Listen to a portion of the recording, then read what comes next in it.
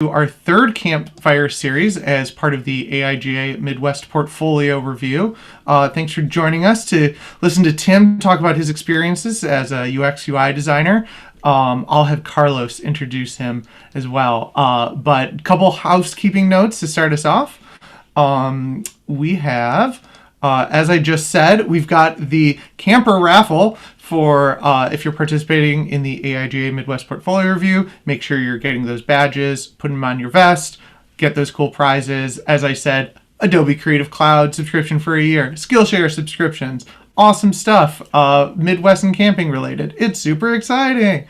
Can you tell that I was a camp counselor? Maybe? I don't know. Boy Scout camp counselor for 5 years, so apologies.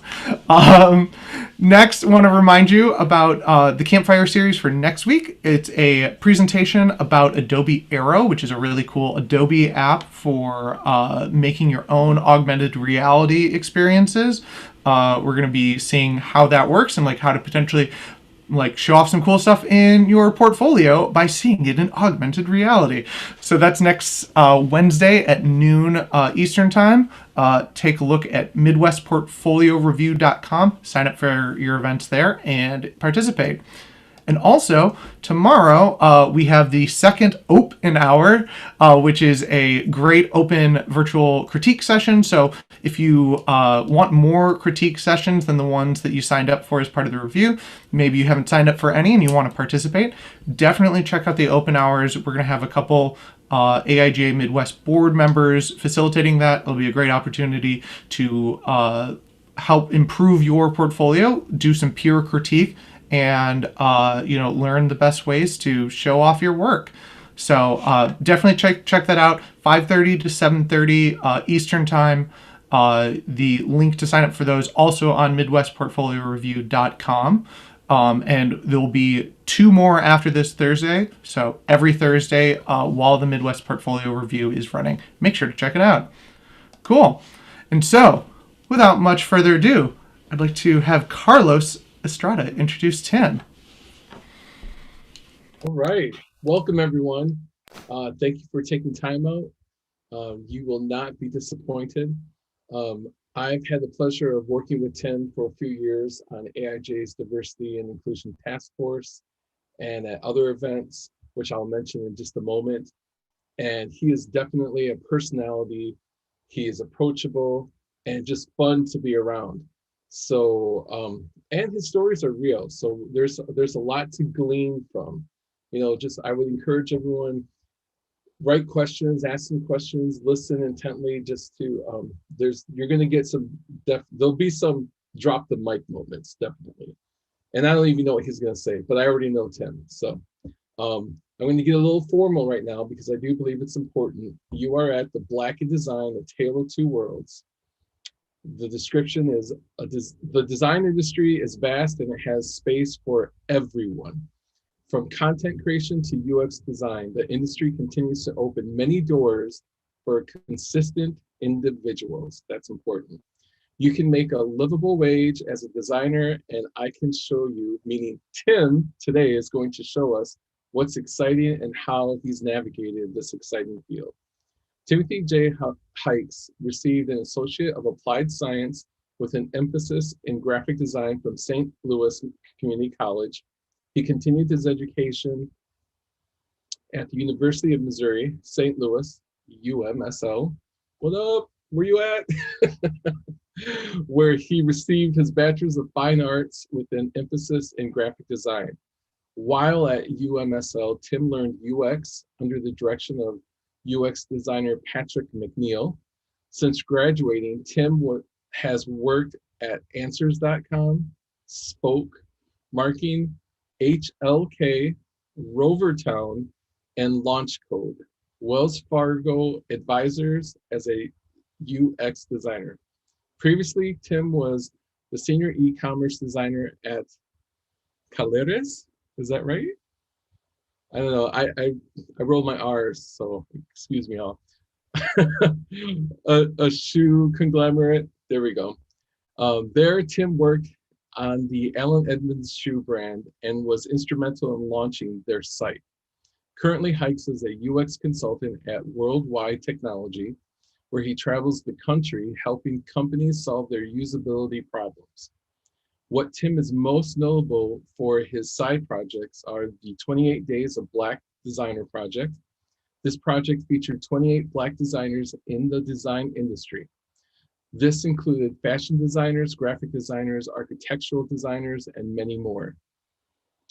The project was featured across all social media platforms with large social followings, and that's true.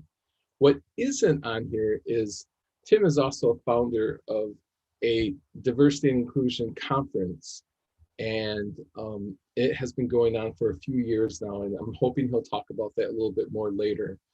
And you know, Tim is passionate about design, and his side hustle, his side projects always gain momentum and make an impact and a difference in our industry. So with that, let's give a hand wherever you are, in your living room, in your kitchen, in your office, in your school, for Timothy J. Hykes. All right, Tim, take it over. Hello, everybody, and thank you so much, Carlos, for that wonderful introduction. I'm super excited to be here and to be welcomed by AIGA Detroit. Dylan has been a really good friend of mine for quite some time now, and I really do love the person that Dylan is. Let me start to share some presentations here, get us started. If you're excited to be here, let me see you say that you're excited in the chat. If you're excited to be here, let me see that in the chat while I start to share. Now I want to share. I have too many screens here, so I have to figure out which one. Okay, it's this one. Yeah, there we go. Okay, so I am good to go here. I'm started. So yes, the presentation, Black in Design, a tale of two words. It's pretty much the things that make up who I am at this current moment, but also they are like really huge into like what I do and why I do the things that I do. So from what you can definitely tell, I'm Black. I mean, that's just something I can't hide. This melanin shining in the sun right now is just something I could never hide. And then also, which is really big, is that I am a designer and I'm always thinking as a designer. And so the two words that describe everything I do is Black designer, because it's really giving an outlook to the problems that we face within the industry. I mean, we only make up 3% of the industry. People think there's this magical thing that's going to cause us to get more designers, but I want to say something that's really true. I mean, if you think about the Black community and how much we make up of the United States, and if you take that percentage and scale it down to design, it's about accurate, about how much of the design industry we should make up. So starting from the beginning, as a kid, there was one thing that I really wish that I would have known before I started my career, that design was a thing, because I didn't know. And so I went to college for criminal justice first, but we'll get more into that. But I have 5 brothers. We fought a lot, and I grew up poor. And we were so poor, and I didn't know this at the time. And I think about it now, it's absolutely gross. But like, we used to share one bowl of milk as a kid, and I had no idea like this thing wasn't normal until you start to get into school. You talk to other people. So just imagine me having to talk with someone else. Like, yeah, the shared bowl of milk, this morning I made it first. It's like, wait, shared bowl of milk. But yeah, that's how poor we were. We couldn't afford a 2-gallon carton of milk when I started growing up. And where I started off in design as a child in junior high and high school, I used to draw these pictures of Tweety Bird, and I used to draw them all the time, and I used to sell them to people. So I was an entrepreneur in junior high and high school and didn't even know it. And people used to ask, oh, I want my Tweety Bird to be a girl. And I was just like, really recreate these illustrations. Had no idea I could do that for a living. And so from there on, I went to my first college career was at Link University of Missouri, which is an HBCU.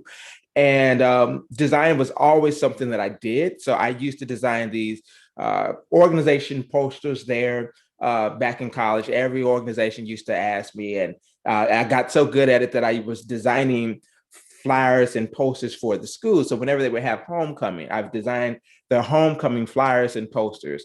I even used to do things. So this is some knowledge that no one even know. I was Student Government Association president at Lincoln University, and I used to even design like art flyers. Oh God, yeah, I'm looking at this now. It's just like, it was so bad. But at the time, I thought it was the best thing ever.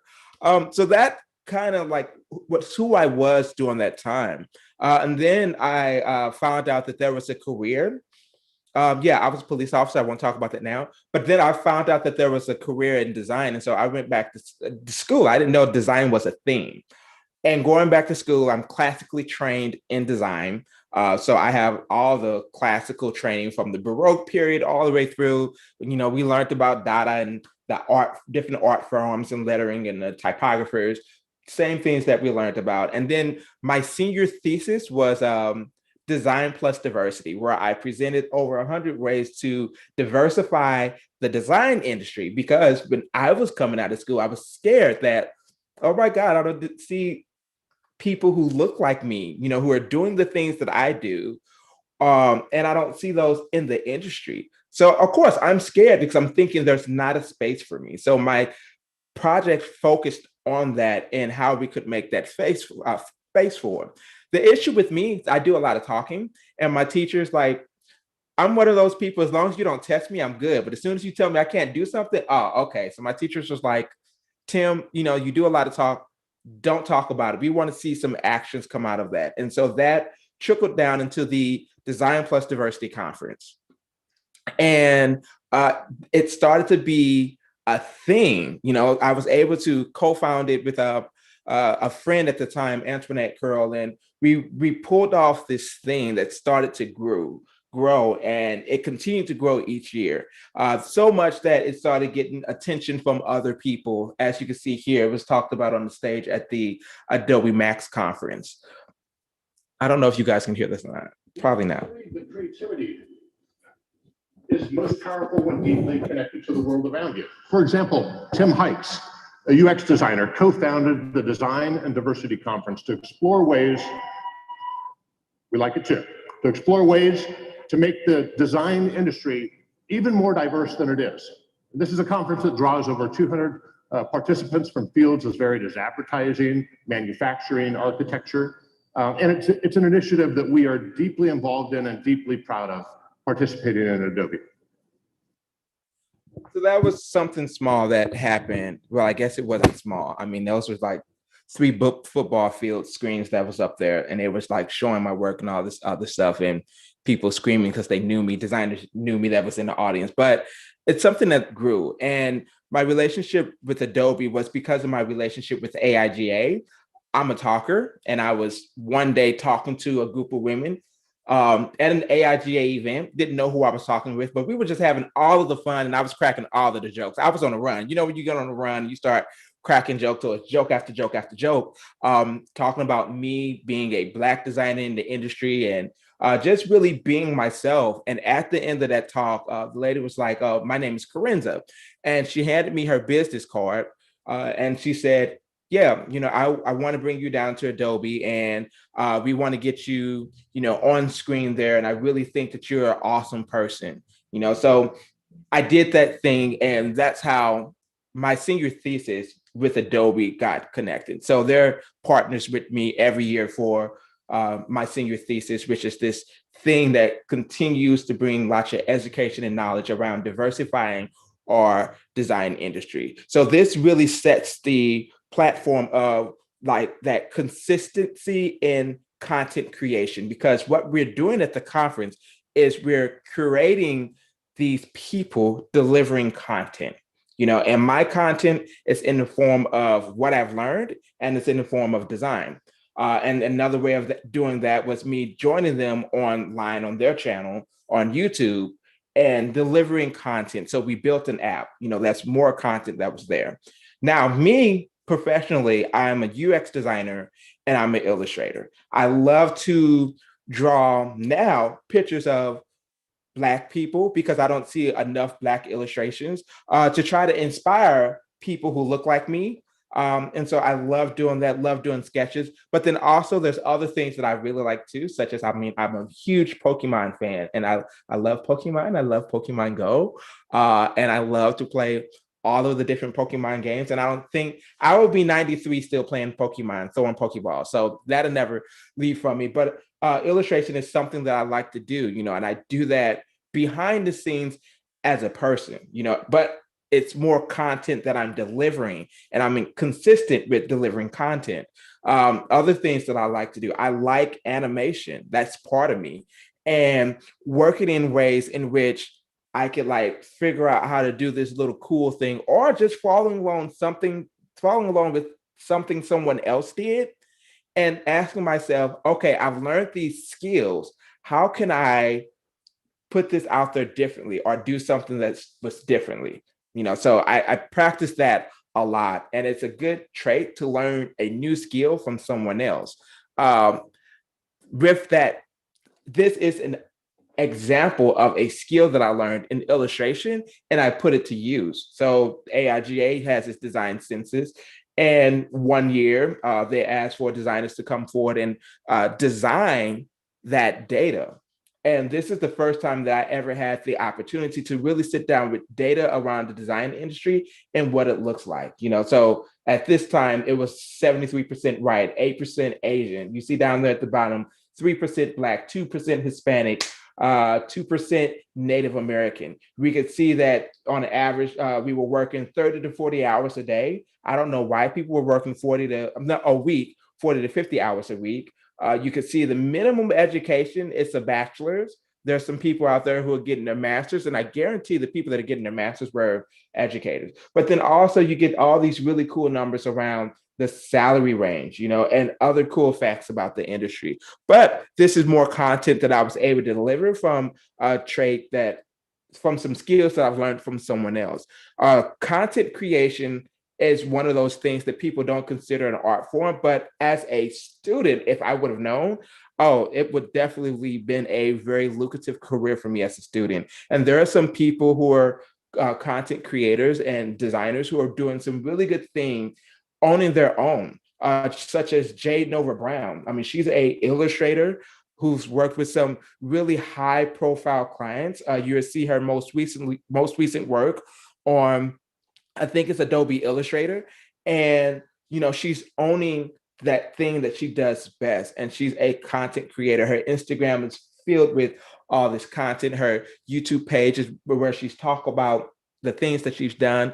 It's a way where she's able to own it, but she's consistently putting out. When it comes to the things that you do, when you start to do it consistently, that's when you start to see you getting really good at the thing that you do. So the more and more I do something on a consistent basis, the better I'm going to be. And that also led to me creating more content. So I do have a YouTube page, and I talk about design and how to use a lot of the new features that come out. So with Adobe, I really love animating. And so when they created the auto animate feature within Adobe XD, I created a tutorial around that.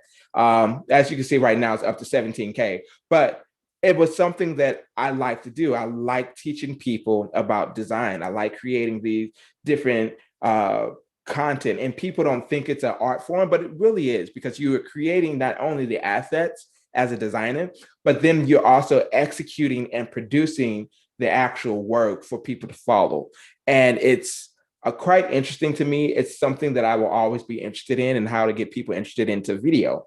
Outside of that, other things that I'm definitely interested in is really getting the word out about Black people in the design industry and the work that we're doing. And I've expanded that into people of color. And when I talk about people of color, there are two different areas. There's the physical person of color that you can see with different traits and characteristics that you see, such as being able to look at someone and knowing that they're of Asian descent, or seeing that I'm Black, or looking at someone and being able to identify them as Native American. Those are things that you're able to see, but then there's also the ones that you're aren't able to see, such as a Spanish guy that you wouldn't know who was Spanish until they opened their mouth and they started talking and you heard the dialect difference between English and English Spanish speaking individuals. And so I do that along with my different side projects. There's the 28 Days of Black Designers that Carlos talked about earlier, which focus on people doing awesome things in the industry, and I've been able to talk to all types of people.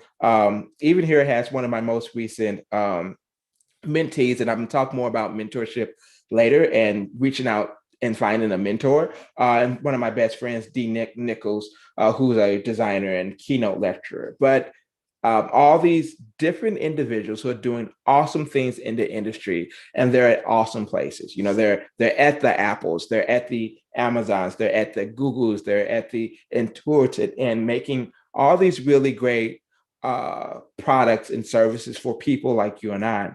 I'm able to take that and me being consistent again with giving that space and voice and put it on the podcast, which is something extra that I do. So the Design Plus Diversity podcast named Unconference, where we're having these talks with individuals. And I'm really seeking the stories that we need to hear. I'm not looking for someone to like the podcast. I'm not looking for someone to really fall in with people that we've already heard from. Let's hear from some people we haven't heard from, such as Kate Chada, who's the director of UX at my job. She's a woman in leadership on a large design team. What does that look like? How did you build that team? Because that team didn't have 50 plus people when you first got to the organization. So how did you build this thing to be so successful? And how can we have meaningful conversation so that people can walk away learning from it and being able to execute that same thing in their space? I believe being a woman in leadership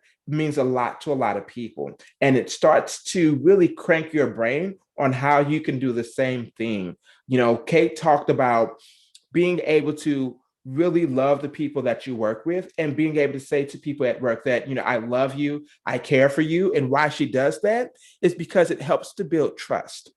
And it's on that level of trust that we start to understand people in a different way, such as when I'm really passionate about things, I might come off as an angry Black man, which is a stereotype I definitely don't want to be. But what people who know me and understand me and love me for who I am, what they start to understand is, no, Tim is really passionate about the work, and he has the education and the experience behind it to where if we do go that direction and it doesn't work, I'm sure that he can come up with the pivot point in which we can pivot to the next idea or the next thing that will work, which is why as a consultant, we're normally the entrepreneur in the space. We're the ones that make all the decisions for the client and leading them in the direction that's going to be most successful for the actual product. So having these type of conversations with people really helps me learn and really helps me to share this information with people like you. So now we're down to like the core of what I am, so you saw most of that Black side and the things that I do that associated with that to get more knowledge out there about, Blacks within the industry. But then there's this huge side of me that's the UX designer. And right now I must say that it is a wonderful time to be a UX designer because there's so many products and services right now that are being developed, created, especially in the middle of a pandemic. No, let me say at the end of a pandemic, because I really believe that we're starting to end this, that have come from us moving from working in the actual location to working at home. And it's really exciting because all these new products and services really allows you to be the one that really comes up with what it looks like, what it needs, those interactions, how people interact with.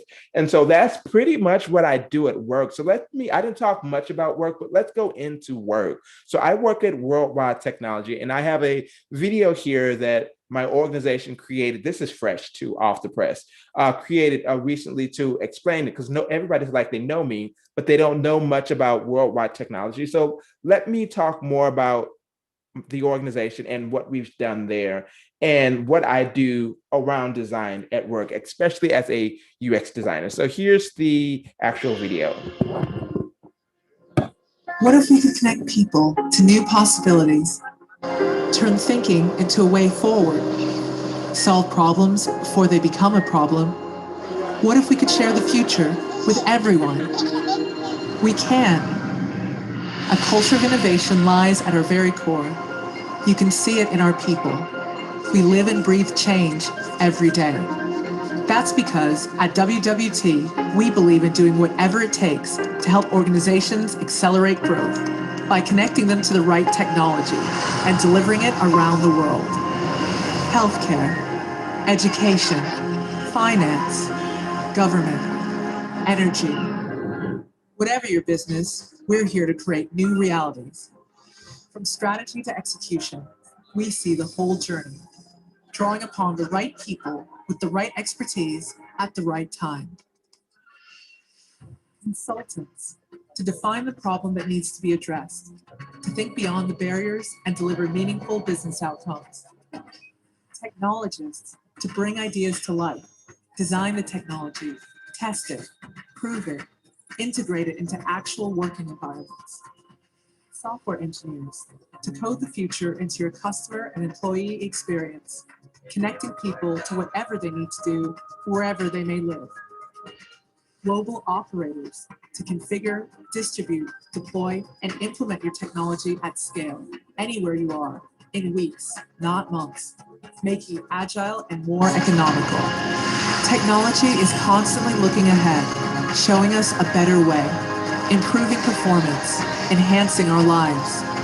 We have the thinking power and the delivery power to bring technology and business together. Our purpose is to see the opportunities, to make the impossible possible, to reach better decisions faster, to accelerate progress, and share tomorrow with everyone. Together, let's make a new world happen.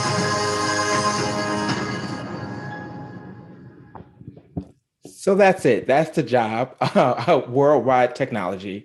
Um, it's an organization that was founded back in 1990, and it has grown to become a global technology solution provider. And we have an operating budget around 13.4 billion. Basically, is what our revenue is a year. We have over 7,000 employees worldwide, and on my team, there's over 50 UX designers, so 50 plus UX designers with research, and we research and design custom products and services and experience while collaborating with agile software delivery teams to deliver custom software to clients and their customers. We develop designs and we remove friction and empower people to do more, and we delight them in powerful and sublime ways that adhere to established human factors and ergonomic principles. So basically the science around UX. And pretty much I work in the application services department, and it's exactly how it sounds. We provide services for applications, and we've done quite a few things. You might have already worked with or experienced some of the apps that we worked with, such as if you've ever been inside Panera and ordered from their iPads inside the store. Those were some of the products and things that we worked with. One of the products that we worked with that you don't have there in Detroit, because I looked first, is Snooks. And so we helped them build their application. And pretty much their application is a reward app that's on the iPhone. The little video here that shows some of that. Have access to weekly deals and exclusive coupons to help you stay on budget without sacrificing items your family wants. But yeah, it's a delivery app. You know, as apps deliver and restaurants and national grocery chains compete for their customers and attention, this store, Snooks, which is a grocery store, it needed to craft a mobile app for their audience use and wants to drive a stronger engagement tied with their customers. We wanted to delight their customers and with a mobile application that's focused on making their experiences frictionless and rewarding. The Snooks reward app, mobile app, which is what this is, exceeds that, and it exceeded the customer's expectation. As an organization, we were able to help them to drive more store visits, build higher basket sizes, and new customer acquisitions. Even in the first couple of weeks after the launch, the grocery store, Snugs, nearly doubled their impressions and engagements and benchmarks. And in the future, they plan to release the app and continue to remove friction. These are the type of products that are happening right now that organizations have figured out that they're needing. To talk about what's happening in the middle of a pandemic, Jersey Mike's. We work directly with Jersey Mike's. And if you've ever seen any of the current articles about what saved their business during the pandemic, they'll say working with us, WWT really helped them out a lot because they were able to switch a lot of their business coming inside the store to the actual app.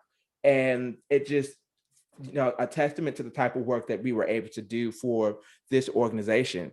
Jersey Mike's goal was to create an intuitive experience that embodied their culture and worked seamlessly for every customer, whether it was their grab and go or the people that stayed and savored the food or catering. They really wanted to their customers to experience a frictionless but fast, anywhere, anytime, as they were evolving their needs and to sell more subs. So 5 months later, they've had over 1 million people order off the app.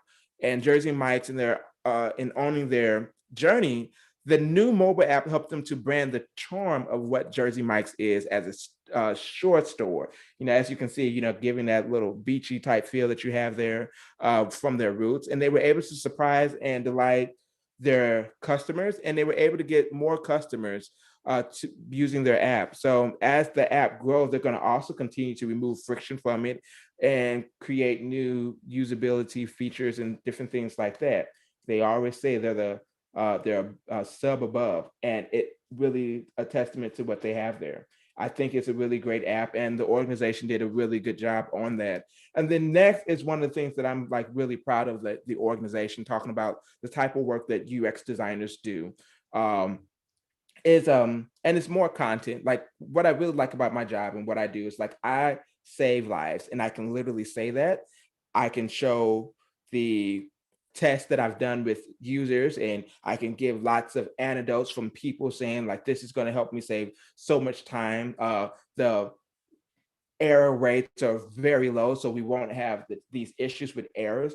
But it's really good that we created content, more content with customers themselves to talk about their story. And so this is a local hospital, but I'm going to let the video do most of the talking, and then we'll get to more of why I have it here in this presentation today.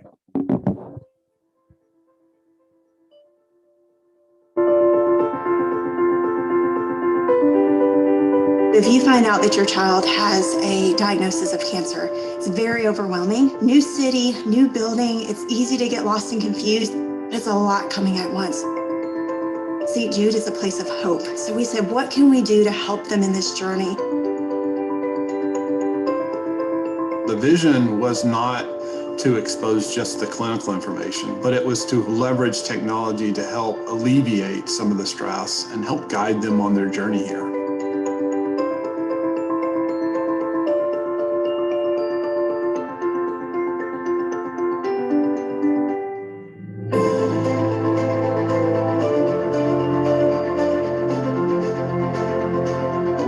Aiming for is not a reproduction of a healthcare IT system. We wanted a concierge focus on our patients and their families.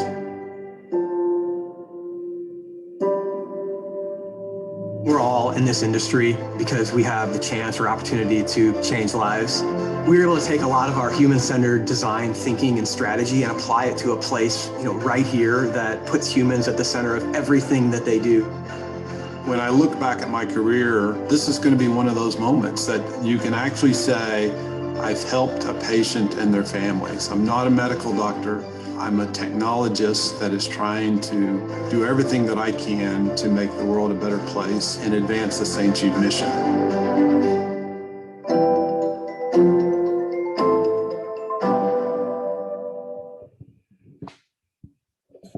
So that was St. Jude's Children's Hospital, which is a research hospital here in St. Louis. And And pretty much it's children who have cancer are going to this hospital. You have families flying there with their kids, and it's overwhelming. There's lots of schedules, there's lots of tests, there's lots of places that they have to be. And them trying to figure out all that on their own or just being given a packet of information that's just so informal. So the children's cancer rates and complex of disease was it's huge here in America. And if a mother finds out that their child has cancer, is diagnosed with cancer, it's overwhelming. And so St. Jude is a place of hope, and their mission is to advance and cure through research and development and treatment. And our goal as an organization was to help St. Jude better prepare families for what they were going through. We wanted to reduce their stress and provide a feeling of belonging to make navigating through St. Jude something that they don't have to think about, to enable them to focus on what mattered, and that was their children and the medical attention that they need. In the end of this particular solution, we were able to digitize a number of analog processes and streamline the coordinates of the logistics across multiple different departments as they traveled from their house to the actual location, St. Jude's, and scheduling their different inpatient schedulings or their doctor visits. And the patient families can not only manage their day-to-day and their schedules and care for teams, but they also can quickly access important information and the ability to get from step-by-step direction to that point on the campus is invaluable to them. So we were able to bring St. Jude a vast of content, a content library, important information, and we were able to deliver it in the form of an application and make it very purposeful and targeted. And this is, like, I try not to get emotional, but this is like the thing that I'm able to do every day for different clients as a consultant flying around the country. And I change lives. I'm able to go in and assess the situation, sit down with the actual people who are going to be using the thing that I'm building, and really experience what they're going through. Look at that journey from beginning to end, finding things in that journey that are pain points that, if automated, it would truly help them out, or I help them do work quickly, or I help them understand what's going on. So this is like really a huge passion area for me. And this is basically what UX is.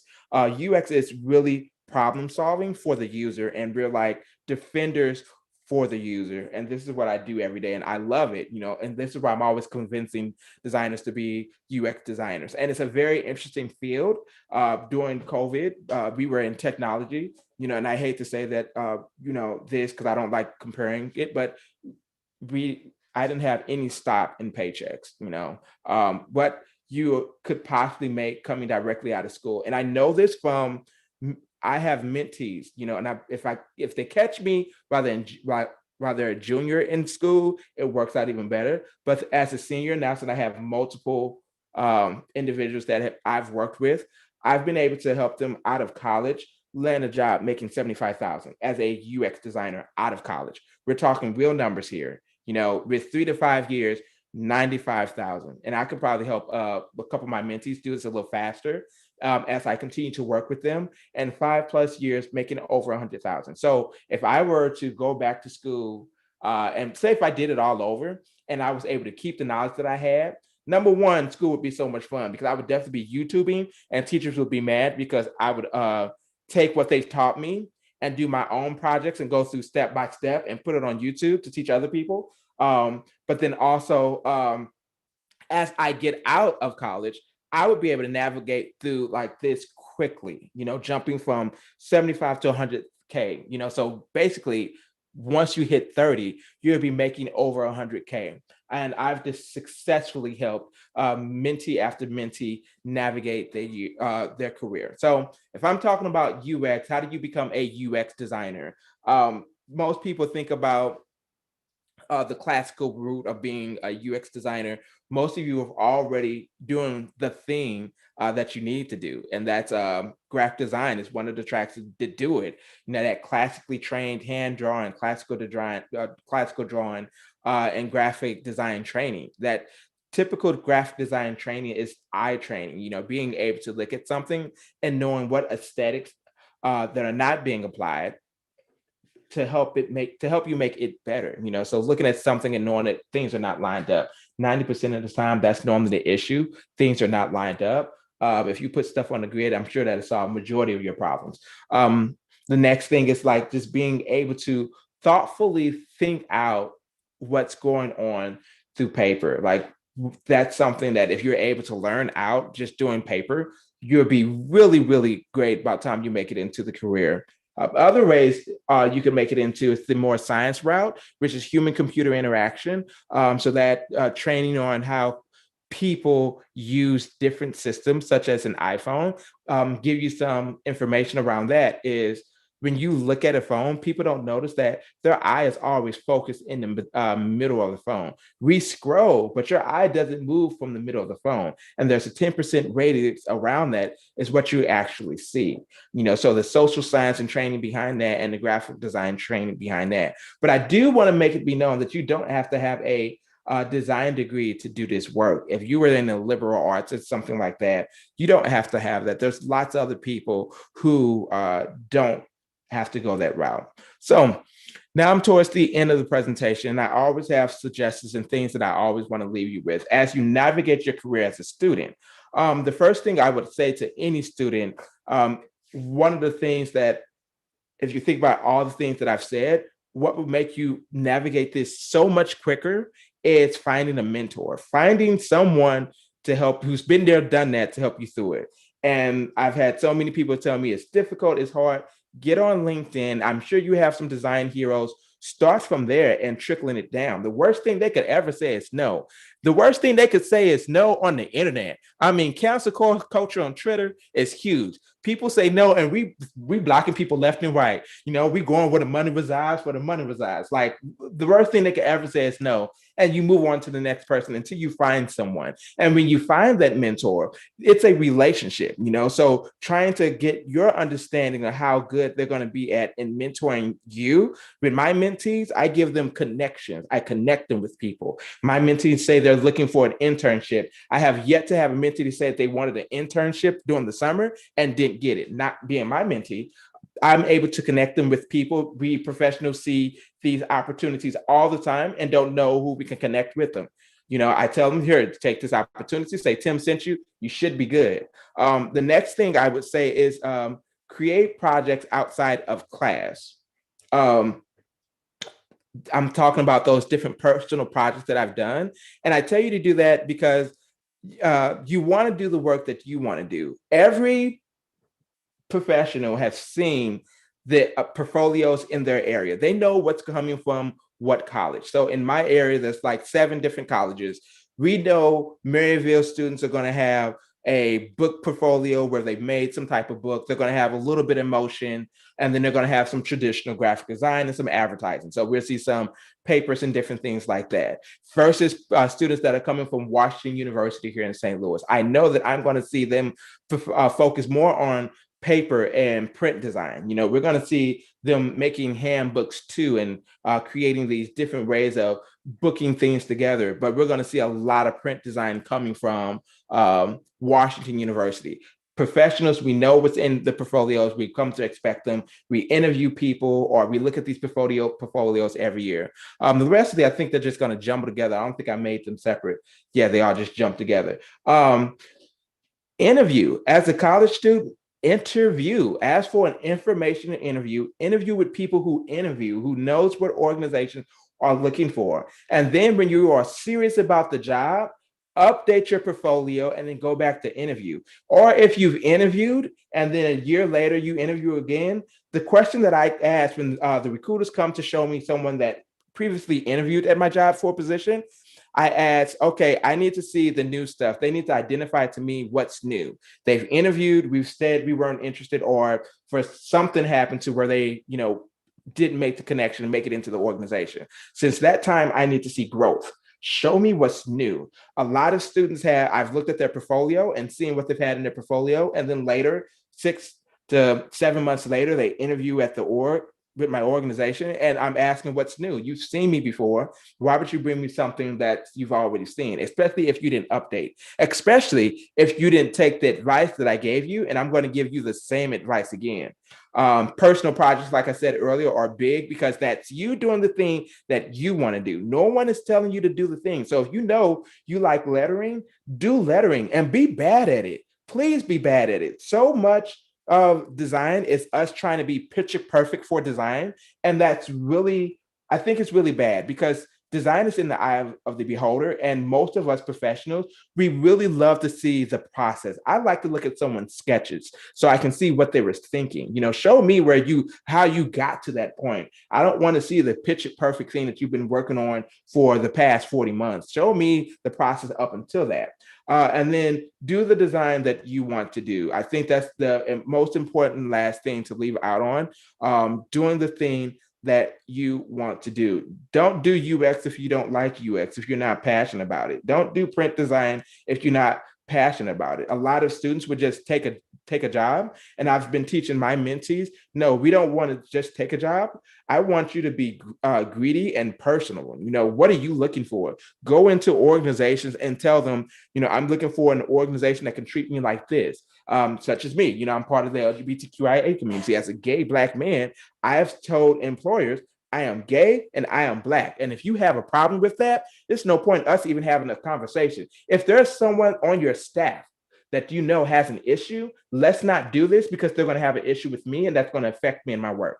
There's been plenty of times where we have both mutually agreed to walk away because they knew that their culture and environment was not open to who I am. And that's what I need. I do not step down at all. My current organization, Worldwide Technology, loves me. And I need my job to love me. I need the people there at my job to love me. I need the people at my job to give me feedback when I need feedback. If you see me acting up and it's inappropriate, tell me that I'm acting up and it's inappropriate.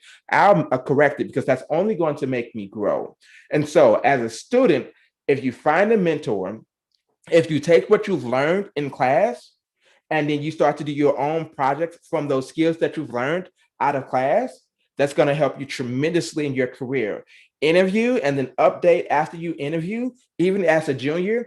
Those interview skills and what you're going to learn to say and how to say it is very important, especially if you ask them questions like, what are some things that you thought I should have asked that I shouldn't ask, that I didn't ask during this interview? That's really going to open up your mind on things or the way to speak during an interview. Get you an interview book. They have lots of questions during interviews, the best questions to say during the interview, or the best questions to ask during the interview, or the perfect interview. There's plenty of books. I have 3 of them. Get you some books and really learn how to interview. Personal projects, do stuff that you like to do and do your own design. Do the stuff that you like to do and do the design that you want to do. If you were able to take these points and you execute on them, I guarantee you will not have any issues getting a job coming out of college. Number one, you're going to have a professional working in the field who's working with you, who's going to see to it. Number two, you're going to have more to show than the typical student in your portfolio because they're going to be showing work that they did in school. You're going to be showing that plus the extra work that you've created in and around that time. You're going to have experience from interviews because you've interviewed. And then after that interview, you said to yourself, okay, what have I learned? What did they say about my portfolio? What did they not like? Even though portfolio reviews, it's all over the place. Trust me, I know. But what you're going to find is you're going to start hearing the same thing from these different reviewers. And then that's what you have to change. Because if each reviewer is saying the type is horrible, then the type is absolutely horrible because you have a trend in that. That's the UX designer in me. You have that trend of multiple people saying the same thing about your portfolio. So as you're getting these portfolio reviews and people are starting to say the same thing, like ask them, what's your best project? What's the worst project? You will know directly what your best project is, and you'll be able to lead with the best project in your portfolio. And then after that, the personal projects, that's you adding on extra, showing employers that not only am I good at what I do, but I also do this extra thing that I like to do, which is adding to your skill set. So that is the end of my presentation. I'm hitting right up on 50 minutes. And I'm ready now to take questions. So that leaves about 10 minutes to take questions. So I hope you guys really enjoyed and learned a lot. And let's go. Let's do this. Okay. Can you hear me, Tim? Yes. Great. So far we have 4 questions and about 10 minutes left. So I'm gonna give you the first one. It's from an anonymous attendee. They were asking about your transition from criminal justice to design and UX.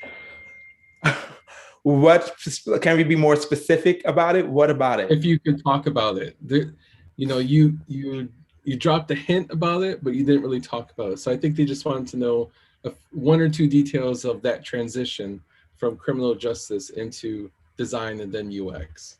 Can you just imagine them calling me to a gunfight? They're shooting on such and such, such and such. They shooting where? And you want me to go where? Oh no, you said they shooting. Let me know when they not shooting. Then I'll show up. How about that? How about we do that? You're just gonna send me to get killed. No, I'm not rushing in there. Who's showing up first? How many people are showing up first? I'm gonna go after they get there. Let's listen. Okay, we got 4 people that are still not enough. 5. Okay, now I'm gonna go. Now I'm gonna walk up. So I studied criminal justice at the University of at Link University of Missouri.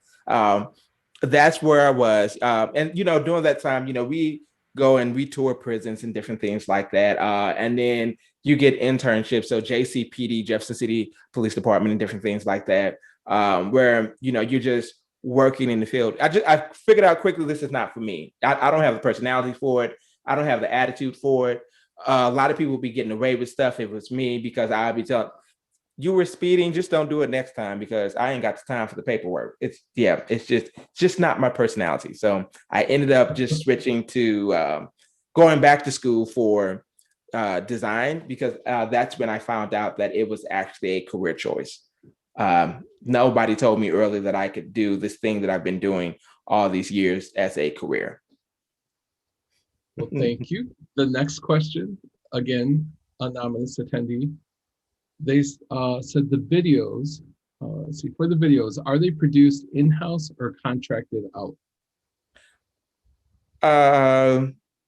The ones in my organization, they are produced in-house. Literally, they ask, like, who has experience in videoing or video editing or producing videos? I'm one of those people, because they know I have a YouTube channel where I do it all the time. But yeah, all of our videos are produced in-house. Let me say that the one that you saw, Worldwide Technology, I think that one was produced outside, because we added more to our brand, and then we made some changes to our brand. And I think that was done in that process because we brought another organization in to help with that. But everything else was in-house, I believe. Okay, great. Thank you. Our next question comes from Emily Lynn. I'm a professional and went into this talk expecting to know your experience as a Black within the design industry.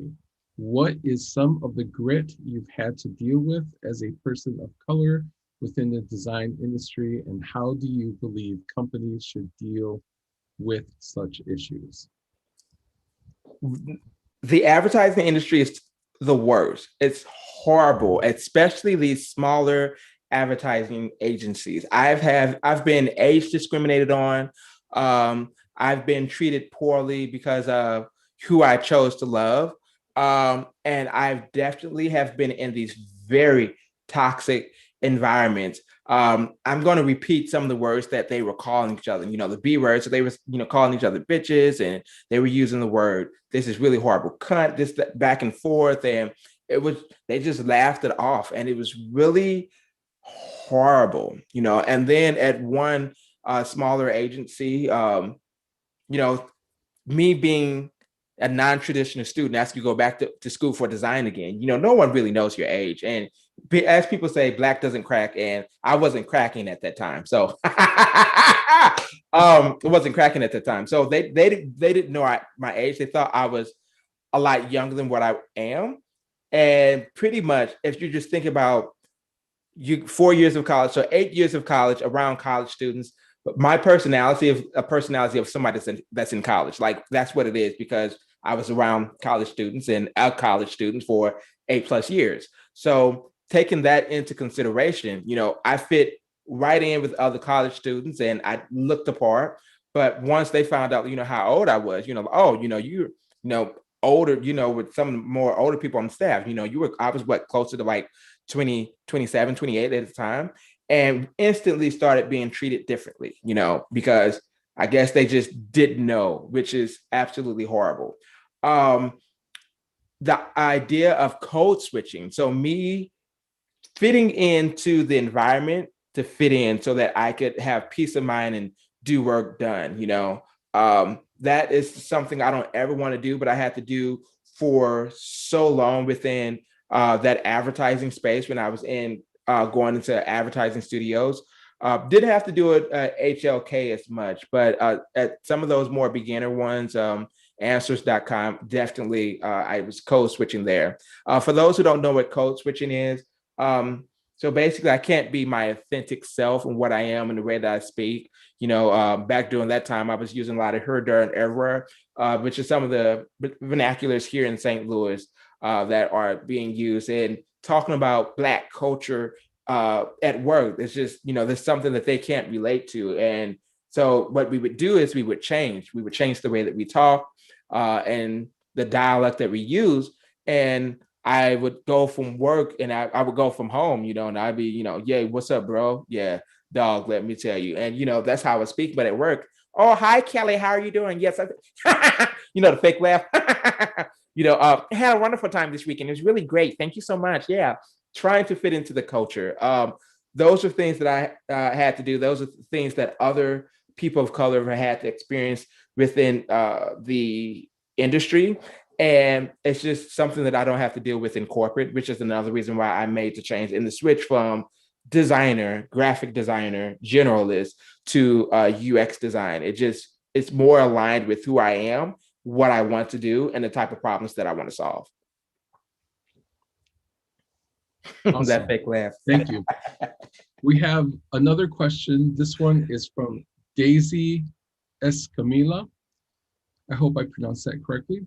What are some tips and or resources you have for graphic designers that want to try transitioning to a UX UI position? Very, very good question.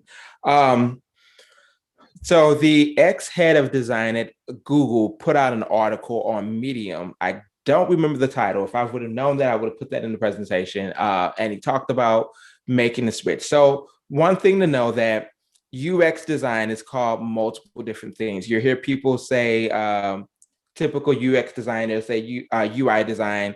You also hear product designer, and that's what you don't hear in the Midwest as much. So you don't hear that as much in Detroit or St. Louis or Kansas City. You normally hear UX designer, and we are typically expected to do both the UX and research. That's the science side.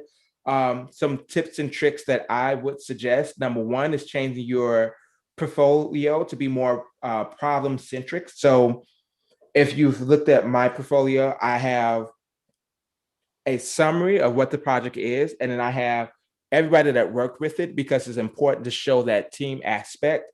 And then you want to start with, what's the problem? Why were you doing this? So the problem is, for like Alan Edmonds, when I was at Caleres, they were trying to branch in a new audience, a new younger audience. And so partly with doing that, they wanted to update their website to reflect the new audience that they were trying to capture. And then you want to talk about the before, during, and after of that update. So we want to show sketches. We want to show what you were thinking. So these sketches show that we were heading into this direction for the user. You want to show using the actual thing with users. So the college students that I mentor, I actually have them put stuff in front of users and get stuff back. Like, what are they saying?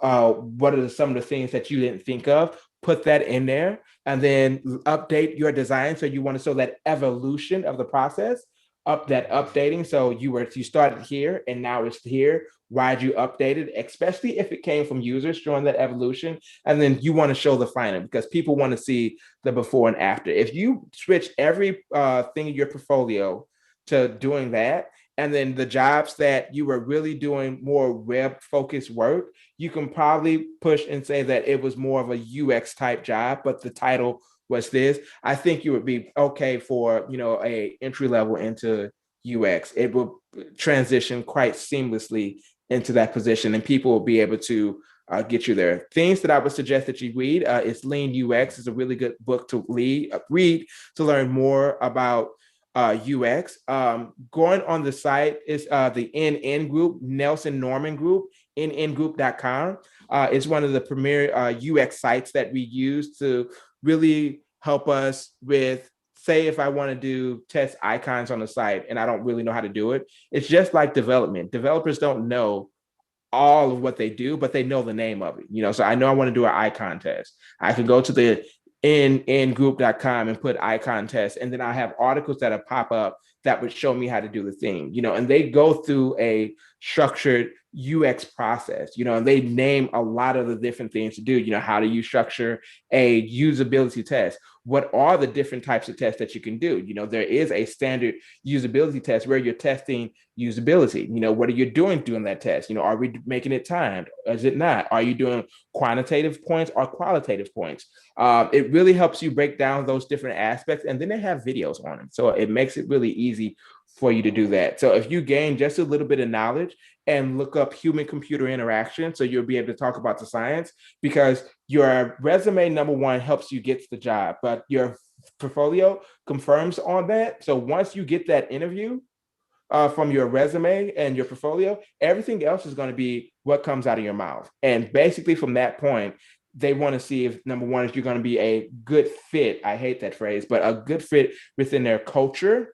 So the way that they do work, so if they're a more collaborative environment, they're trying to see if you have done work in that environment and being more collaborative. And then finally, if you can do what you say you can do, and you normally identify that with the type of jargon that we use in the industry, knowing different things such as Apple Hykes, so the foundation, Apple Human Interface Design, there's that foundation, and then material design. Why do one use one or the other, or why do we use that foundation? Well, it has the accessibility built directly into it. And so those are some things that you can just pick up easily from the Nelson Group, or even just reading about UX design from Lean UX. And it's Lean UX because it cuts out the waste. And Lean UX come from Lean Startup. So if you read Lean Startup and Lean UX, you should have no issues getting a design after a UX design job after you update your portfolio. My contact information is there if you want to talk further, or if you start to do that and need help and want me to look at it, please don't hesitate to reach out to me. Okay, thank you, Tim. This is perfect. It's 5:02, but in my book, that's right on time. It's right on time. This was an honest talk. It was a fun talk. And I thank you for sharing your real experiences with us today. Dylan, do you have anything to add? No, just, I guess my video is not coming out. Just thank you so much for coming in and helping out with this great talk. I always love hearing about different people's stories and journeys, and yours is definitely like a really unique one. It's really cool. I haven't been able to see all your the breadth of your work, so it was really great to see it all. You definitely have done everything. Thank you so much. Thank you for having me. Always leaving people with the last quote. If anything else, your personality makes a huge difference in everything. And if that's the only thing you work on, it has definitely gotten me jobs. And I've asked people, why did you pick me over this candidate? They said it was your personality. You didn't have the skills, but your personality set you miles apart from everybody else. Truth. That's snap.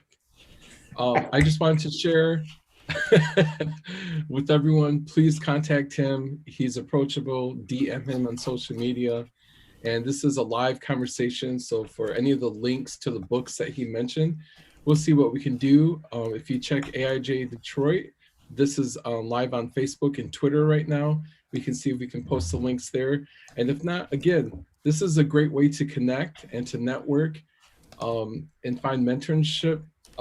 Email Tim, and you'll be surprised who he knows and who he could connect you to help you transition or come into a design career. So that is Black in Design for today. Thank you so much. Thank you, Tim. Thank you, Dylan.